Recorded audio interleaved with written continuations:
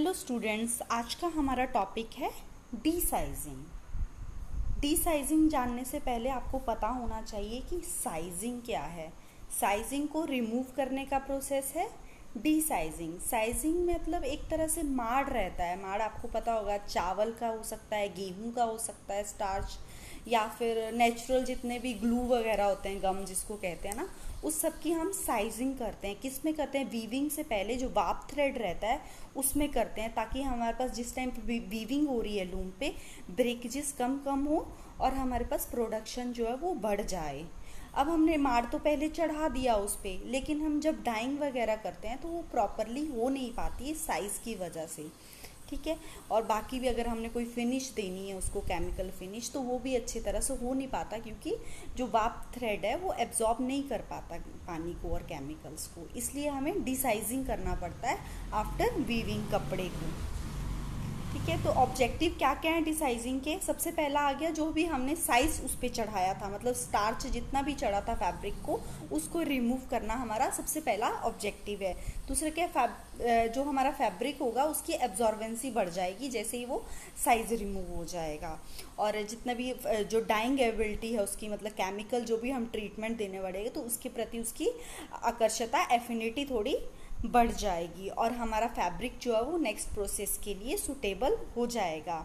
सबसे लास्ट है कि ये फैब्रिक में चमक बढ़ा देता है और प्रिंटिंग और डाइंग के लिए उसको अच्छा बनाता है।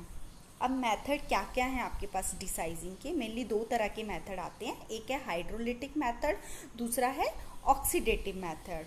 हाइड्रोलिटिक मेथड के फर्दर टाइप हैं rot steeping, alkali steeping, acid steeping and enzymatic steeping. और ऑक्सीडेटिव में है bromide desizing, chloride desizing, ammonium persulphate desizing. आपके सिलेबस में इतना ज़्यादा दिया नहीं है डिसाइजिंग का डिटेल, तो मैं सिर्फ आपको एक मेथड का यहाँ पे डिटेल बता रही हूँ, दैट इज़ रॉट स्टिप डिसाइजिंग। ये सबसे पुराना मेथड है और सबसे सस्ता भी है और यूज़ भी मेनली, मतलब जितनी भी छोटी छोटी इंडस्ट्री है, मेनली आपकी कारपेट इंडस्ट्री वगैरह है, उसमें मेनली ये यूज़ होता है। यहाँ पे हमें कोई भी केमिकल यूज़ नहीं करना है।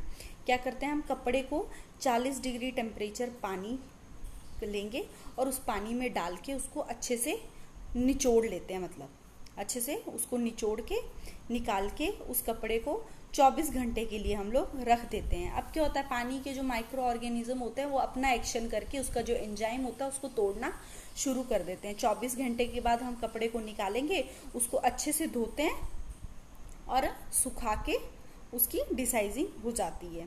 जैसे अभी डायग्राम में फर्स्ट स्टेप है हमारे पास, इसमें क्या हो रहा है, पानी में डाला हमने और ये हमारे पास रोलर लगे, इनके बीच में ये स्क्वीज हो जा रहा है, मतलब निचोड़ ले रहे हैं हम इसको अच्छे से पानी में। मतलब एक बार हमने 40 डिग्री टेम्परेचर पे इसको धो लिया, फिर 24 घंटे के लिए एक बड़े से टैंक में रख देते हैं। मेनली कंपनी में तो क्या करते हैं, फर्श पे ही रख देते हैं, मेन फ्लोर पे। ठीक है, बड़ा सा टैंक लिया, उस पर हमने फ्लोर पे इसको थोड़ी देर के लिए रेस्ट ले ली। ठीक है, अगले दिन इसको उठाया और क्या करा, धो लिया फिर से पानी से और निचोड़ के ड्राई करके रख लिया। ये हमारे पास कपड़ा डिसाइजिंग हो गई। ठीक है। अब एडवांटेजेस क्या क्या है इस मेथड के? सबसे क्या है, सबसे आसान मेथड है, बहुत सिंपल मेथड है और सस्ता मेथड है। और क्या है, कोई केमिकल चाहिए ही नहीं, बस पानी यूज़ हो रहा है, कुछ केमिकल नहीं डाल रहे हैं हम इसमें। तो ये सबसे बड़ी इसकी एडवांटेज है।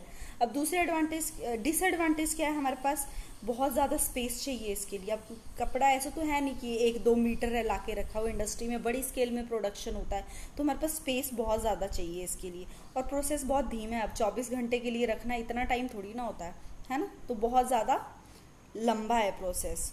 और स्टेन वगैरह, दाग धब्बा, वाइट कपड़ा एकदम से निकलेगा तो उसमें दाग धब्बा लगने का डर रहता है। तो ये हमारे पास डिसएडवांटेज थी इस मेथड की। और बाकी सारे मेथड है उनके बारे में डिस्कस कर लेते हैं कि कौन कौन से फैक्टर हैं जिन पे हमारा साइजिंग, ये डिसाइजिंग का प्रोसेस है वो डिपेंड करता है। साइज रिमूवल मतलब डिसाइजिंग। एक तो है कि हमने पहले कौन सी तरीके का उस पर साइज अप्लाई किया था, वो गेहूं वाला था, नेचुरल गम वाला था, कि कोई और केमिकल था उसमें, किस तरह का साइज था और वो कितना अमाउंट हमने डाला, 1 किलो डाला कि 10 किलो डाला, कितना ज़्यादा वो डाला है, उसकी विस्कोसिटी कितनी है, मतलब थिकनेस कितनी है उसकी। ठीक है। और उसके मतलब और क्या डला है, फैब्रिक की कंस्ट्रक्शन कैसी है, मतलब पतला पतला वो बुना हुआ है कि बहुत थिक है, डेंसिटी कैसी है मतलब कपड़े की कंस्ट्रक्शन की, मेथड कौन सा था, और उसको धोने के लिए हम कौन सा मेथड यूज़ करा। तो ये सब फैक्टर हैं जिन पे हमारे पास डिसाइजिंग का जो प्रोसेस है वो डिपेंड करता है। ठीक है, कुछ क्वेरी हो तो you can comment on that. Thank you.